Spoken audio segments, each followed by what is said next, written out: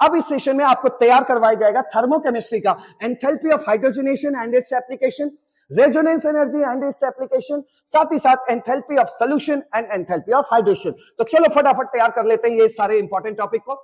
यहां पे देखिए सबसे पहले आ रहा है आपके सामने enthalpy of hydrogenation.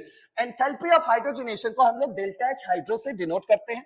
Standard enthalpy of hydrogenation में बस आपको यहां नॉट लगा देना है और कोई खास चेंज नहीं है, आप भी समझ ही गए होंगे। स्टैंडर्ड का मतलब है भैया स्टैंडर्ड स्केल, मतलब 1 atm 1 bar and 25 degree centigrade पे जब आप ये हीट चेंज निकालेंगे किसी रिएक्शन का तो वो फिर स्टैंडर्ड वाला बन जाता है डेल्टा एच नॉट। ठीक है, तो देखो एंथैल्पी ऑफ हाइड्रोजनेशन को हम डेल्टा एच हाइड्रोजनेशन से शो करने वाले। दूसरा हाइड्रोजनेशन का मतलब होता है एडिशन ऑफ हाइड्रोजन, मतलब किसी चीज में आप हाइड्रोजन जोड़ने जा रहे हैं। अब वो चीज क्या होनी चाहिए? वो चीज सिर्फ और सिर्फ अनसैचुरेटेड ऑर्गेनिक कंपाउंड होना चाहिए। अब ये अनसैचुरेटेड ऑर्गेनिक कंपाउंड क्या है? अनसैचुरेटेड ऑर्गेनिक कंपाउंड का मतलब होता है जिसमें कार्बन डबल बॉन्ड कार्बन हो, मतलब एल्कीन हो, या कार्बन ट्रिपल बॉन्ड कार्बन हो, एल्काइन हो। क्लियर हुआ? तो मैं अगर इसमें बोलूं कि अनसैचुरेटेड कंपाउंड चाहिए तो अनसैचुरेटेड ऑर्गेनिक कंपाउंड कौन कौन सा होगा? या तो एल्कीन होगी या तो एल्काइन होगी। अब मैं पूछ रहा हूं क्या बेंजीन का हाइड्रोजनेशन कर सकते हो? हाँ सर, इसमें भी एल्कीन वाले लक्षण है, carbon double bond carbon, carbon double bond carbon है, तो ये बेंजीन भी इसमें काउंट हो जाएगा। अब करना क्या है? एंथैल्पी ऑफ हाइड्रोजनेशन, हाइड्रोजन जोड़ना है। कब तक जोड़ना है? तब तक जोड़ना है जब तक उसमें एक भी पाई बॉन्ड ना बचे। अब चलिए डेफिनेशन पे आराम से देखिए। एंथैल्पी ऑफ हाइड्रोजनेशन से जो बारीक चीजें हैं वो ये है कि 1 मोल अनसैचुरेटेड ऑर्गेनिक कंपाउंड होना चाहिए, उसको हमें कंप्लीट हाइड्रोजनेट करके सैचुरेटेड कंपाउंड में कन्वर्ट करना है। सैचुरेटेड कंपाउंड मतलब carbon single bond carbon, alkane बनना चाहिए। अगर आपका फाइनल प्रोडक्ट एल्केन बन रहा है हाइड्रोजन जोड़ने के बाद, तो उस रिएक्शन को हम हाइड्रोजनेशन रिएक्शन कहते हैं, और उसमें जो भी हीट का चेंज आया होगा उसे हम एंथैल्पी ऑफ हाइड्रोजनेशन या हीट ऑफ हाइड्रोजनेशन कहेंगे। ठीक है, तो आइए समझते हैं एंथैल्पी ऑफ हाइड्रोजनेशन में क्या होता है। कोई अनसैचुरेटेड कंपाउंड होता है, एल्कीन एल्काइन होता है, उसमें हम हाइड्रोजन जोड़ते हैं हीट के प्रेजेंस में, कैटलिस्ट के प्रेजेंस में, किसी के भी प्रेजेंस में, उसमें हम हाइड्रोजन जोड़ते हैं और भैया हर एक पाई बॉन्ड को तोड़ ताड़ के सिंगल बॉन्ड में कन्वर्ट करते हैं। कहने का मतलब पाई बॉन्ड, या एक पाई बॉन्ड है तो ये पूरा पाई बॉन्ड टूटना चाहिए, या दो पाई बॉन्ड है तो दोनों पाई बॉन्ड टूटना चाहिए, मतलब फाइनल प्रोडक्ट आपको क्या मिले? Saturated organic compound. तो जब कभी भी अनसैचुरेटेड ऑर्गेनिक कंपाउंड को हाइड्रोजनेट करके, हाइड्रोजन जोड़ के सैचुरेटेड ऑर्गेनिक कंपाउंड में कन्वर्ट करते हैं, तो इस रिएक्शन के दौरान जो भी रिएक्शन में हीट चेंज आ रही है उसे ही हम डेल्टा एच हाइड्रोजनेशन बोलेंगे। क्लियर हो गया? चलिए देखिए रिएक्शन से समझिएगा, रिएक्शन से समझिएगा। रिएक्शन में क्या है? C2H4 है। C2H4 का मतलब क्या होता है? CS2 double bond CS2। ठीक है, और यहाँ H2 है। आपको एक पाई बॉन्ड है, एक पाई बॉन्ड तोड़ा, एक एक H लगा दिया, एक एक H लगाया तो देखिए ये सैचुरेटेड में कन्वर्ट हो गया कि नहीं? हो गया। कार्बन सिंगल बॉन्ड कार्बन हो गया। अब देखिए कोई ये मामूली रिएक्शन है, ये मामूली रिएक्शन है तो ऐसा होने पे कुछ ना कुछ हीट चेंज हुआ होगा। अब दूसरी आंखों से देखिए तो पता लगेगा अच्छा तुम तो हाइड्रोजनेशन वाले रिएक्शन हो, तो ये क्या हुआ? यही जो हीट चेंज आ रहा है वो क्या कहलाएगा? Enthalpy of hydrogenation. क्या एंथैल्पी ऑफ हाइड्रोजनेशन के लायक है? हाँ है। हाँ सर, 1 मोल अनसैचुरेटेड कंपाउंड को सैचुरेटेड कंपाउंड में कन्वर्ट कर रहे हैं हाइड्रोजन जोड़ के, तो जो भी हीट चेंज आएगा वो डेल्टा एच हाइड्रोजनेशन कहलाएगा। अब अगला रिएक्शन देखिए, नेक्स्ट वाला देखिए क्या कह रहा है। C2H2 है। C2H2 का मतलब होता है CS ट्रिपल बॉन्ड CH। ठीक है, अब इसमें हमने दिया मात्र एक H2, ऐसे 1 मोल H2 मत बोलो, ऐसा सिंपल बोलो, एक H2 दिया। तो हमें भी पता है कि जब सिर्फ एक पाई बॉन्ड टूटता है, सिर्फ एक पाई बॉन्ड टूटता है, सिर्फ एक, तो हमें 2 H खर्चा करना पड़ता है। एक पाई बॉन्ड मतलब 2 H, और आपको मैं 2 ही H दे रहा हूं, तो भैया एक ही पाई बॉन्ड टूटेगा, एक H यहां लग जाएगा, एक H यहां लग जाएगा, तो क्या बनेगा? ये बन जाएगा CS2 डबल बॉन्ड CS2। क्या ये कंप्लीटली हाइड्रोजनेट हुआ? नहीं हुआ। कंप्लीटली हाइड्रोजनेट का मतलब कहां चला जाए? कार्बन सिंगल बॉन्ड कार्बन में चला जाए, लेकिन ये तो बेचारा कार्बन डबल बॉन्ड कार्बन में है ना। तो क्या ये रिएक्शन एंथैल्पी ऑफ हाइड्रोजनेशन को बोलेगा? नहीं बोलेगा। क्यों? क्योंकि कंप्लीट हाइड्रोजनेशन नहीं हुआ है। इसकी डेफिनेशन एक बार और देख लो। Enthalpy change, heat change during the complete hydrogenation of 1 mole unsaturated organic compound into saturated organic compound. तो कंप्लीट हाइड्रोजनेशन होना चाहिए भैया, फाइनल प्रोडक्ट में एक भी पाई बॉन्ड नहीं बचना चाहिए। और यहां देखो ये C2H4 बनने का मतलब इसमें अभी भी एक पाई बॉन्ड है, तो ये हाइड्रोजनेशन की रिएक्शन को भैया नहीं कर रही है। आगे देखते हैं, C2H2 है, ये क्या है? CS triple bond CH। कितने पाई बॉन्ड है? 2 पाई बॉन्ड है। एक पाई बॉन्ड टूटने पे एक H इसको दिया जाता है, एक H इसको दिया जाता है। 2 पाई बॉन्ड टूटेगा तो 2 H इसको, 2 H इसको, तो क्या 4 H है? हाँ भाई 4 H है, तो ये दोनों पाई बॉन्ड टूटेगा और ये C2H6 CS3 single bond CH3 बनेगा। तो कोई अनसैचुरेटेड कंपाउंड किस में कन्वर्ट हो गया, सैचुरेटेड में। तो इस तरीके से ये जो कोई भी रिएक्शन है, इस रिएक्शन में जो भी हीट चेंज हुआ होगा यहां से वहां जाने पर, वही क्या कहलाएगा, delta H hydrogenation. Hope so student enthalpy of hydrogenation समझ में आ गया होगा। एक ही मोल को हाइड्रोजनेट करना है और तब तक हाइड्रोजनेट करना है जब तक भैया उसमें पाई बॉन्ड ना बचे, मतलब एक भी पाई बॉन्ड ना दिखे। तो कंप्लीट हाइड्रोजन, एक मोल किसी भी अनसैचुरेटेड ऑर्गेनिक कंपाउंड का कंप्लीट हाइड्रोजनेशन करने पर वहां जो भी हीट चेंज आता है उसे हम एंथैल्पी ऑफ हाइड्रोजनेशन कहते हैं। अब सीख लेते हैं इसके एप्लीकेशन को। एप्लीकेशन में यह है कि if number of pi bonds are equal, अगर number of pi bond equal है तो delta H hydrogenation proportional to 1 upon stability of alkene. आप एल्कीन की जगह एल्काइन भी कह सकते हैं, लेकिन आपके नीट एग्जाम में एल्कीन पे ही क्वेश्चन आता है। मतलब वो एल्कीन मतलब अगर लेस स्टेबल है, बहुत कम स्टेबल है, स्टेबिलिटी उसकी अगर बहुत कम है, स्टेबिलिटी ऑफ एल्कीन कम है, तो एंथैल्पी ऑफ हाइड्रोजनेशन ज्यादा होगा।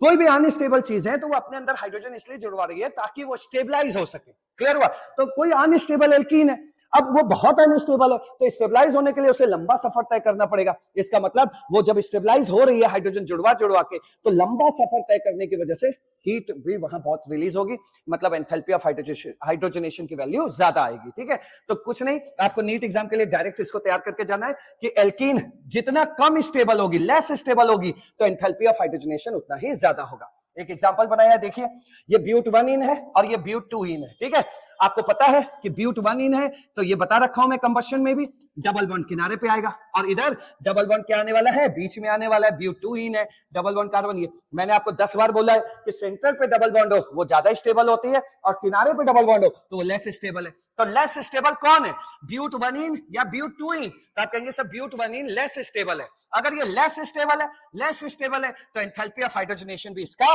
किससे, ब्यूट 2 इन से ज्यादा होगा। फिर से एक बार, ब्यूट 1 इन ब्यूट 2 इन से लेस स्टेबल है। अगर लेस स्टेबल है तो एंथैल्पी ऑफ हाइड्रोजनेशन ब्यूट 1 इन का ब्यूट 2 इन से ज्यादा होगा। ठीक है, और ब्यूट 2 इन के देखिए दो चेहरे होते हैं, एक सिस एक ट्रांस। आपको पता है ट्रांस वाला ज्यादा स्टेबल होता है और सिस वाला कम स्टेबल होता है। तो अगर इन दोनों में कंपेयर किया जाए तो क्या होगा, सिस कम स्टेबल होता है उससे, तो ये कम स्टेबल है, लेस स्टेबल है, तो एंथैल्पी ऑफ हाइड्रोजनेशन क्या होगा, ज्यादा होगा। किससे, ट्रांस वाले से। हो गया, तो इस तरीके से क्वेश्चन पूछा जा सकता है। दूसरा क्या पूछा जा सकता है वो देखिए, अगर number of pi bond equal नहीं है तो जिसमें ज्यादा पाई बॉन्ड होगा उसी का डेल्टा एच हाइड्रोजनेशन ज्यादा होगा। सीधी बात है भैया, ज्यादा पाई बॉन्ड होगे तो ज्यादा हाइड्रोजन का खर्चा होगा, ज्यादा हाइड्रोजन खर्चा करोगे तो ज्यादा हाइड्रोजन जुड़ रहा है, तो जो एनर्जी रिलीज होगी वो भी ज्यादा होगी। तो देखिए जैसे मान लीजिए क्वेश्चन ये है यहाँ पे, अब मान लीजिए ये है, ठीक है, और दूसरा क्वेश्चन ये है, इस तरीके से ये। अब मैं आपसे पूछूं कि भैया इसमें और उसमें किसमें एंथैल्पी ऑफ हाइड्रोजनेशन की वैल्यू ज्यादा होगी, किसमें हीट रिलीज ज्यादा होगा हाइड्रोजन जोड़ने पे, तो आप कहेंगे सर इसमें ज्यादा होगा क्योंकि उसमें नंबर ऑफ पाई बॉन्ड ज्यादा है, मतलब ये ज्यादा भूखे हैं हाइड्रोजन के, यहाँ ज्यादा हाइड्रोजन दोगे तो एनर्जी रिलीज भी ज्यादा होगी। तो इस केस में जब पाई बॉन्ड की संख्या दोनों में बराबर ना हो तो जिसमें नंबर ऑफ पाई बॉन्ड ज्यादा होंगे उसका एंथैल्पी ऑफ हाइड्रोजनेशन भी क्या होगा, ज्यादा होगा। एंथैल्पी ऑफ हाइड्रोजनेशन क्या होगा, ज्यादा होगा। क्लियर हुआ? क्यों ज्यादा है भैया, क्योंकि यहाँ दो पाई बॉन्ड है, यहाँ एक ही पाई बॉन्ड है, नंबर ऑफ पाई बॉन्ड ज्यादा तो एंथैल्पी ऑफ हाइड्रोजनेशन भी ज्यादा। तो ये कॉन्सेप्ट आपका क्लियर हो गया। अब बढ़ते हैं आगे, अब बात कर लेते हैं रेजोनेंस एनर्जी। रेजोनेंस एनर्जी क्या है, ये रेजोनेंस वही है जो ऑर्गेनिक केमिस्ट्री में आप रेजोनेटिंग स्ट्रक्चर्स बनाते हैं, ये वही वाला रेजोनेंस है। ठीक है, मान लीजिए कोई ऑर्गेनिक कंपाउंड है, उस ऑर्गेनिक कंपाउंड के 5 रेजोनेटिंग स्ट्रक्चर बन रहे हैं, तो उस ऑर्गेनिक कंपाउंड के जो 5 रेजोनेटिंग स्ट्रक्चर बन रहे हैं उसमें से जो भी रेजोनेटिंग स्ट्रक्चर सबसे स्टेबल होगा, ठीक है, सबसे स्टेबल रेजोनेटिंग स्ट्रक्चर जो भी होगा, तो 1 मोल स्टेबल रेजोनेटिंग स्ट्रक्चर को जब हम रेजोनेंस हाइब्रिड में कन्वर्ट कराते हैं तो इस रिएक्शन के दौरान जो भी हीट चेंज होता है उसे हम रेजोनेंस एनर्जी बोलते हैं। आइए समझते हैं। मान लीजिए कोई ऑर्गेनिक कंपाउंड बेंजीन है, और बेंजीन का ये मोस्ट स्टेबल रेजोनेटिंग स्ट्रक्चर मान लीजिए मैंने बना के रखा हुआ है, ठीक है, तो इसका क्या करना है, 1 मोल स्टेबल रेजोनेटिंग स्ट्रक्चर जब रेजोनेंस हाइब्रिड में कन्वर्ट होता है तो इस रिएक्शन के दौरान जो भी हीट चेंज होता है उसे हम रेजोनेंस एनर्जी बोलते हैं, जिस ऑर्गेनिक कंपाउंड में आप रेजोनेंस देख रहे हैं। फिर से एक बार सुन लो, it is the heat change when 1 mole of stable resonating structure is converted into its resonance hybrid. 1 mole resonating structure जब अपने रेजोनेंस हाइब्रिड में कन्वर्ट होता है तो जो भी इस रिएक्शन के दौरान हीट में चेंज होता है उसे हम लोग रेजोनेंस एनर्जी बोलते हैं। क्लियर हुआ? अब बात समझिए, दूसरा जो बारीक पॉइंट है वो क्या क्या निकालना है। रेजोनेंस एनर्जी हमेशा निगेटिव होता है, निगेटिव, ठीक है। तो कभी भी ऑप्शन में अगर रेजोनेंस एनर्जी पूछा है तो निगेटिव वाला जो आंसर होगा भैया उधर ही जाना, वही टिक लगाना, ठीक है। अब मान लीजिए 2-3 निगेटिव वाले दिए तो उसमें अपना सॉल्व करना, अभी सिखा रहा हूं कैसे सॉल्व करना है, तब टिक लगाना। तो लेकिन दिमाग में रखे रहो कि resonance energy is always negative, ठीक है। दूसरी बात, resonance energy equal to experimental minus calculated, कहने का मतलब experimental heat change minus calculated heat change. और ध्यान ये देना है कि आपको मॉड लगा के जाना है। मॉड लगाने का क्या मतलब होता है, मान लीजिए मॉड -3 लिखा है तो इसका मतलब होता है 3 यानी कि +3, मतलब मॉड के अंदर नेगेटिव चीज होती है तो जब मॉड हटाओगे तो वो क्या बन जाता है, पॉजिटिव, ठीक है। तो रेजोनेंस एनर्जी क्या होता है, experimental minus calculated, experimental heat minus calculated heat. लेकिन आपको तैयार करना है सबसे पहले एक्सपेरिमेंटल माइनस कैलकुलेटेड, ठीक। अब ये एक्सपेरिमेंटल क्या होता है, जैसे हम किसी लैब में रिएक्शन मतलब एक्सपेरिमेंट करके हम कोई वैल्यू निकाल रहे हैं उसे हम एक्सपेरिमेंटल कहते हैं। कैलकुलेटेड मतलब रटी रटाई, कोई फॉर्मूला यूज कर लिया, कुछ मल्टीप्लाई कर दिया, फॉर्मूला यूज कर लिया तो उसे रटा रटाया थ्योरेटिकल यानी कैलकुलेटेड बोलते हैं। तीसरी जो सबसे महीन बात निकालनी है वो ये निकालना है कि मान लीजिए कि आपको हीट के नाम पे हीट ऑफ फॉर्मेशन दे दे, हीट ऑफ हाइड्रोजनेशन दे दे, तब तो आप एक्सपेरिमेंटल माइनस कैलकुलेटेड करेंगे। लेकिन अगर आपको हीट के नाम पे कंबशन वाला दे दे, एंथैल्पी ऑफ कंबशन दे दे, तब भाई आप करेंगे कैलकुलेटेड माइनस एक्सपेरिमेंटल। क्लियर हो गया। तो ये दो फॉर्मूले पे अपनी नजर बनाए रखना, सबसे ज्यादा यूज होने वाला है ये वाला फॉर्मूला, ठीक है। तो इस फॉर्मूले पे बेस देखो कैसे काम करते हैं। देखो यहां पे बात समझो, यहां पे बात समझो, ये मान लो साइक्लोहेक्सीन है। अब यहां पे हमने जो है पाई बॉन्ड तोड़ा, हाइड्रोजन जोड़ा, तो ये साइक्लोहेक्सेन बना। तो एक पाई बॉन्ड को हाइड्रोजनेट करने में 120 रुपए की एनर्जी रिलीज हो रही है, ठीक है। 120 रुपए की एनर्जी रिलीज हो रही है, ठीक है भाई। अब देखो जब आपके सामने 3 पाई बॉन्ड आएगा तो 3 पाई बॉन्ड को जब तोड़ोगे और हाइड्रोजनेट करोगे तो 3 मोल H2 आपको देना पड़ेगा। तब ये फिर से साइक्लोहेक्सेन में कन्वर्ट हुआ। ये भी साइक्लोहेक्सेन लेकिन 1 पाई बॉन्ड था, इसमें 3 पाई बॉन्ड था तो ये साइक्लोहेक्सेन में कन्वर्ट हुआ। तो इसमें कह रहा है कि इस दौरान जो है यहां पर 330 रुपए की एनर्जी रिलीज हुई। एक बात समझिए, अभी अभी आपने बोला है हाइड्रोजनेशन में आपने बोला था कि जैसे जो अनस्टेबल एल्कीन है, सपोज अनस्टेबल एल्कीन है, तो अगर अनस्टेबल एल्कीन है तो हीट ऑफ हाइड्रोजनेशन ज्यादा लगेगा। कहा था तो ये 120 का दिया हुआ है, 120। तो एक पाई बॉन्ड पे था तो 120 था, जब 3 पाई बॉन्ड हुआ तो 360 होना चाहिए। लेकिन यहां देखो क्या हो रहा है, यहां रेजोनेंस हो रहा है, तो रेजोनेंस की वजह से ये कुछ तो स्टेबलाइज हुआ होगा, और कुछ स्टेबलाइज हुआ है तो हर एक पाई बॉन्ड में कुछ ना कुछ कमी आई होगी। मान लीजिए यहां 330 लिखा है, यानी कि हर एक पाई बॉन्ड में 110 रुपए की एनर्जी रिलीज हो रही होगी। यहां देखो जब अकेला पाई बॉन्ड था तो कोई रेजोनेंस नहीं था, तो 120 रुपए की हीट रिलीज हुई क्योंकि अनस्टेबल था। लेकिन अल्टरनेट पाई बॉन्ड की वजह से यहां रेजोनेंस आ गया तो हर एक पाई बॉन्ड में अब 110 ही रुपए लग रहा है। सही बात है भाई, जब थोड़ा सा भी स्टेबल होगा तो हीट ऑफ हाइड्रोजनेशन क्या होगा, कमी होगा। ये सिखा के आया हूं मैं हाइड्रोजनेशन। खैर, लेकिन जो इसमें बात निकालनी है उसको समझिए। एक पाई बॉन्ड को थोड़ा हाइड्रोजनेशन कराया, साइक्लोहेक्सेन बना तो 120 रुपए की एनर्जी रिलीज हुई। अब जब हमने 3 पाई बॉन्ड इसी तरह 3 पाई बॉन्ड को तोड़ा ओढ़ा तो जो हीट रिलीज हुई वो 330 की हीट रिलीज हुई। अब आपसे कहता है what is the value of resonance energy, ठीक है। अब देखिए यहां पर जब एक पाई बॉन्ड को तोड़ा तो 120 रुपए की एनर्जी रिलीज हुई, ठीक है। जब तीन पाई बॉन्ड को इसी के अकॉर्डिंग सोच के तोड़े होते, हाइड्रोजनेशन किया होता तो भैया 120 इंटू 3 कर दिया होता हम लोगों ने, तो क्या हो जाता, 360 आ गया होता, ये रिलीज होता। लेकिन रिलीज कितना हुआ, -330।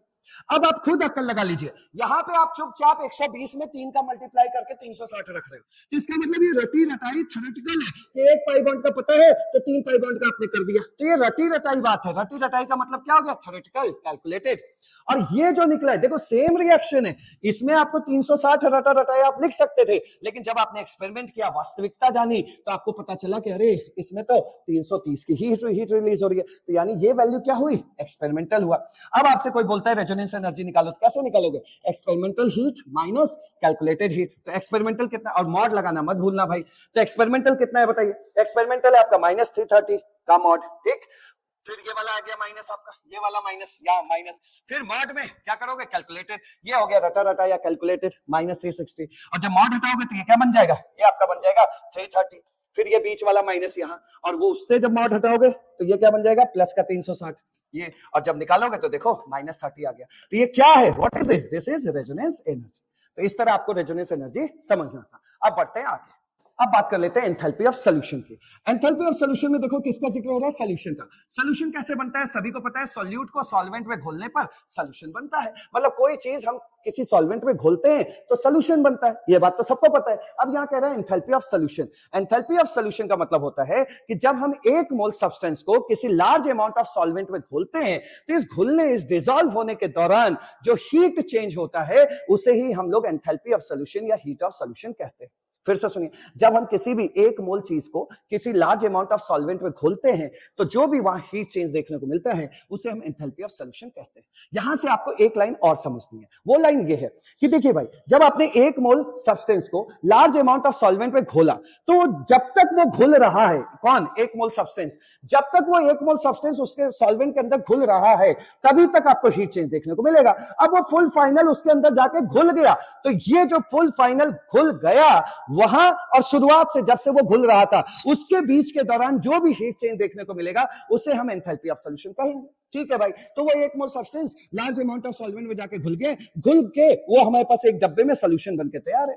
अब इसकी खास बात ये है कि ये जो सॉल्यूशन बनके तैयार है इसमें आप फर्दर और सॉल्वेंट डालेंगे, फर्दर और सॉल्वेंट डालेंगे और पानी मिलाएंगे तो आप हीट चेंज देखने को नहीं मिलेगा। क्यों? क्योंकि हीट चेंज आपको देखने को तभी मिलेगा जब वो सॉल्यूट उसके अंदर और घुले, लेकिन वो सॉल्यूट तो पूरी तरीके से घुल चुका है, वो एक मोल सब्सटेंस तो पूरी तरीके से घुल चुका है, तो फर्दर पानी डालने पे, सॉल्वेंट डालने पे अब कोई हीट चेंज देखने को नहीं मिलेगा। तो फुल फाइनल घुलने के बाद जो हीट चेंज आया है उसे ही हम एंथैल्पी ऑफ सॉल्यूशन कहते हैं। आप पढ़ सकते हैं, change in enthalpy, change in heat when 1 mole of substance is dissolved in excess amount of solvent so that further dilution और पानी मिलाने पे वहां कोई हीट चेंज देखने को ना मिले। तो इस तरह सॉल्यूशन बनने के दौरान जो भी हीट चेंज होगा उसे हम लोग एंथैल्पी ऑफ सॉल्यूशन कहते हैं। और ये सॉल्यूशन बनने के दौरान हीट चेंज की जो बातें हो रही हैं ये फुल फाइनल सॉल्यूशन बनने की है। कहने का मतलब जितना उस सॉल्यूट को घुलना है घुलो, जितनी देर तक घुलना है घुलो, फुल फाइनल बता दो कि हाँ मैं अब घुल चुका हूं, तब तक का मैं नाप लूंगा हीट चेंज, और वही हीट चेंज क्या कहलाएगा, एंथैल्पी ऑफ सॉल्यूशन। ठीक है, अब यहां पे देखिए CuSO4 सॉलिड है, इसको हमने लार्ज अमाउंट ऑफ पानी में, लार्ज अमाउंट ऑफ सॉल्वेंट में घोला, तो घोलने के बाद भाई जो भी इस रिएक्शन का एंथैल्पी ऑफ रिएक्शन आएगा वो एंथैल्पी ऑफ सॉल्यूशन कहलाएगा। ठीक है भाई, तो स्टैंडर्ड स्केल पे निकालोगे तो स्टैंडर्ड एंथैल्पी ऑफ सॉल्यूशन बन जाएगा। ठीक, लेकिन यहां से एक लाइन और सीखना है, जो जेईई में क्वेश्चन आया उसको भी हम लोगों को जरूर सीखना चाहिए। वो क्या कह रहा है उसके बारे में समझिए।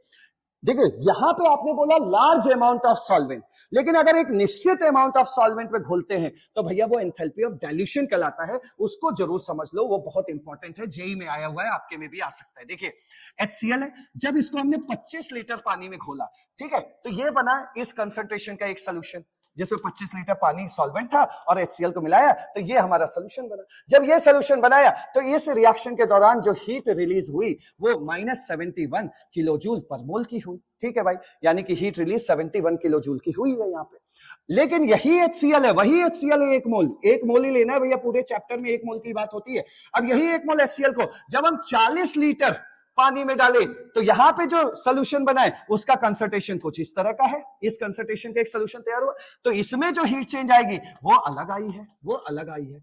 कहने का मतलब आप देख सकते हैं कि जब निश्चित अमाउंट ऑफ सॉल्वेंट में डालोगे तो पक्का हीट चेंज में बदलाव देखने को मिलेगा, और अगर हीट चेंज में बदलाव देखने को मिला है तो इसका मतलब है वो पूरी तरीके से घुला नहीं है, और पानी मिलाने पे वो और घुल रहा है और हीट रिलीज हो रही है। तो और हीट रिलीज हो रही है तो इसका मतलब ये एंथैल्पी ऑफ डाइल्यूशन है, ये एंथैल्पी ऑफ डाइल्यूशन है जो एक निश्चित अमाउंट के सॉल्वेंट पे डिपेंड करता है। लेकिन ये जो एंथैल्पी ऑफ सॉल्यूशन है ये लार्ज अमाउंट ऑफ सॉल्वेंट में फुल फाइनल घुलने की कहानी है, उसे हम एंथैल्पी ऑफ सॉल्यूशन कहते हैं। एंथैल्पी ऑफ सॉल्यूशन में जब वो सॉल्यूट उसके अंदर घुल रहा है तो हो सकता है कि हीट एब्जॉर्ब हो रही हो या हो सकता है हीट रिलीज हो रही है, वो तो डिपेंड करता है उस सब्सटेंस पे जो आप सॉल्ट ले रहे हैं, गैस ले रहे हैं, क्या ले रहे हैं, उस सब्सटेंस पे डिपेंड करता है कि वो हीट रिलीज हो रही है या एब्जॉर्ब हो रही है। क्लियर? तो आपको दोनों में फर्क क्लियर हो गया। Enthalpy of solution large amount of solvent में फुल फाइनल घुलने के जो हीट रिलीज हो रही है उसे एंथैल्पी ऑफ सॉल्यूशन, लेकिन अगर निश्चित अमाउंट में घुल रहे हो तो उसे enthalpy of dilution. Enthalpy of dilution में और चांस होता है कि और पानी मिलाओगे, जैसे यहाँ 25 था, यहाँ देखो 40 यानी 15 लीटर और पानी मिलाओगे तो हीट चेंज और देखने को मिल रही है। ठीक है, तो जिसमें हीट चेंज देखने को मिल जाए वो एंथैल्पी ऑफ डाइल्यूशन, और जिसमें फुल फाइनल हो गया हीट चेंज देखने को ना मिले वो एंथैल्पी ऑफ सॉल्यूशन होगा। अब बात करते हैं एंथैल्पी ऑफ हाइड्रेशन की।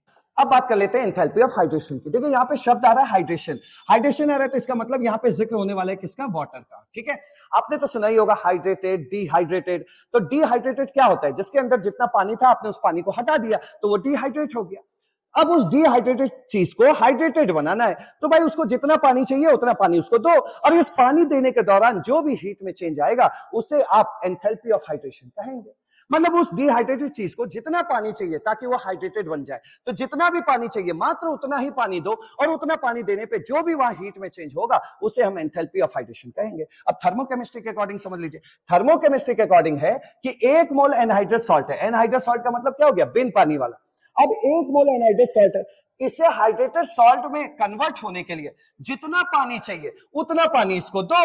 अब इस पानी जितना पानी ये पी रहा है, ये पानी पिएगा, तो ये पानी पीने के दौरान जो भी हीट में चेंज आएगा उसे हम लोग क्या बोलेंगे, एंथैल्पी ऑफ हाइड्रेशन। ओवरऑल कहने का मतलब है कि 1 mole anhydrous salt combined with requisite amount of water to form hydrated salt. मतलब 1 मोल एनहाइड्रस सॉल्ट से आपको हाइड्रेटेड सॉल्ट बनाना है, और ऐसा बनाने के लिए जितना उसे पानी की जरूरत है, निश्चित अमाउंट ऑफ वाटर की जरूरत है, वो निश्चित अमाउंट ऑफ वाटर जब आप इसको देंगे तो वहां जो भी हीट में चेंज आएगा उसे आप एंथैल्पी ऑफ हाइड्रेशन कहेंगे। सिंपल, ठीक है। तो मतलब डिहाइड्रेशन उसका हटाना है, उसको हाइड्रेट करना है। तो आपको यहाँ सब्सटेंस कितना लेना है, 1 मोल। 1 मोल एनहाइड्रस सॉल्ट को उसके हाइड्रेटेड सॉल्ट में कन्वर्ट करने के लिए जितना भी उसको पानी चाहिए उस पानी को दो, और उस पानी देने के पानी से जब वो एनहाइड्रस सॉल्ट उस पानी से कंबाइन होगा, तो इस कंबाइन होने के दौरान जो भी वहां हीट चेंज देखने को मिलेगा उसे हम एंथैल्पी ऑफ हाइड्रेशन कहेंगे। जैसे आप यहाँ देख सकते हैं, कॉपर सल्फेट है, बिना पानी का एनहाइड्रस सॉल्ट है। हमें पता है कॉपर सल्फेट 5 गिलास पानी अपने साथ रखता है, लेकिन आपने क्या किया कि इसको आग वाग लगा के इसका 5 गिलास पानी आपने सुखवा दिया। तो कह रहा है भैया पानी पानी चिल्ला रहा है, तो कितने गिलास पानी इसके साथ होता है, 5 गिलास पानी। तो 5 गिलास पानी दो। तो 5 गिलास पानी से जब ये एनहाइड्रस सॉल्ट कंबाइन करके हाइड्रेटेड सॉल्ट बनाएगा, तो इस प्रोसेस के दौरान जो भी हीट चेंज होगा, जो भी हीट चेंज उस रिएक्शन को होगा, वही एंथैल्पी ऑफ हाइड्रेशन कहलाएगा। क्लियर हुआ? तो इसमें आज के सेशन में मैंने आपको 3-4 बातें सिखाई हैं, आपको खूब अच्छे से पढ़ना है। ठीक है, थैंक यू सो मच।